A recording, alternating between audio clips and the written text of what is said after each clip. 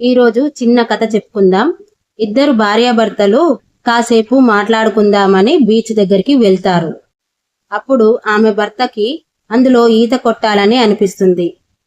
భర్త ఆమె భార్యని అడుగుతాడు, నేను ఈత కొట్టడానికి వెళ్తాను అని. అప్పుడు భార్య, సరే ఇక్కడిక్కడ కొట్టండి, దూరం వెళ్ళకండి అని చెప్తుంది. సరే అని వెళ్తాడు. అప్పుడు ఆమె ఫోన్ మాట్లాడుతూ ఉంటుంది. కాసేపు ఫోన్ మాట్లాడిన తర్వాత భర్త కోసం చూస్తుంది. అక్కడ భర్త కనిపించడు. ఆమె టెన్షన్ పడుతుంది.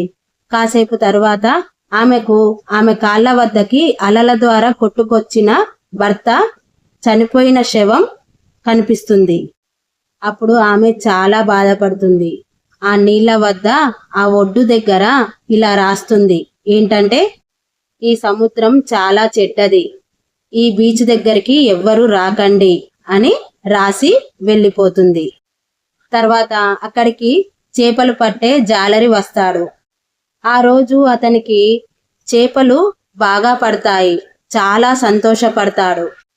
అతను కూడా ఆ ఒడ్డు దగ్గర ఇలా రాస్తాడు, ఈ సముద్రం చాలా మంచిది, నా కడుపు నింపింది, ఈరోజు చేపలు బాగా పడ్డాయి అని రాసి వెళ్తాడు. అప్పుడు ఆమె రాసింది అలల ద్వారా కొట్టుకపోతుంది. ఇతడు రాసింది కూడా కొట్టుకపోతుంది. మరి అప్పుడు సముద్రం ఏం చేస్తుంది? సముద్రం ఎవరు ఎన్ని మాటలు అన్నా మౌనంగానే ఉంది. ఆమె తిట్టినా ఏమనలేదు. అతడు ఎంత పొగిడినా ఉప్పొంగలేదు. సముద్రం తన పని తాను చేసుకుంటూ పోయింది, కానీ ఎండిపోలేదు, ఉప్పొంగలేదు.